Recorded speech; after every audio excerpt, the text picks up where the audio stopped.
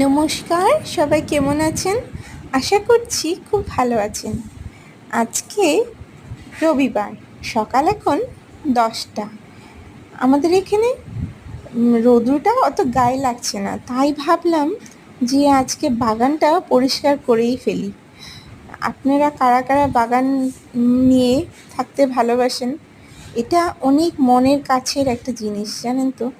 বাগান নিয়ে থাকলে কিংবা আপনাদের যদি ফুল বাগান আছে বা এরকম যেরকম গ্রিনারি আছে, ওখানে একটু বসে থাকলেই কেন জানি মনটা ভালো হয়ে যায়। মানে গাছপালা নিয়ে থাকলে না মন খারাপও ভালো হয়ে যায়। দেখেন না কত উইডস হয়ে গেছে। আমি অনেক দিন ধরে ভাবছিলাম যে এই বাগানটা পরিষ্কার করতে হবে, কিন্তু একদম সময় মেলাতে পারছিলাম না।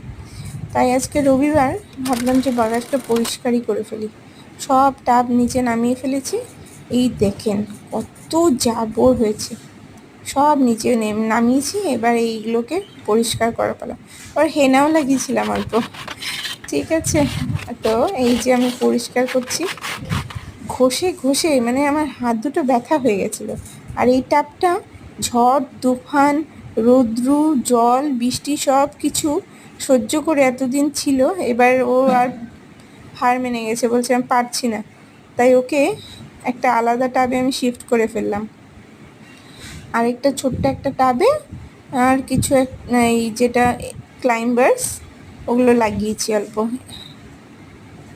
এখন আমি এই জায়গাটাকে আরও একটু ঘষে ঘষে পরিষ্কার করে, কিন্তু মনে হচ্ছে এটা দিয়ে হবে না, জল ইউজ করতে হবে। তাই জল দিয়ে দিলাম একটু। জল দিয়ে এবার স্টিল উল দিয়ে ভালো করে ঘষছি। এবার মনে হচ্ছে পরিষ্কার হয়ে যাবে।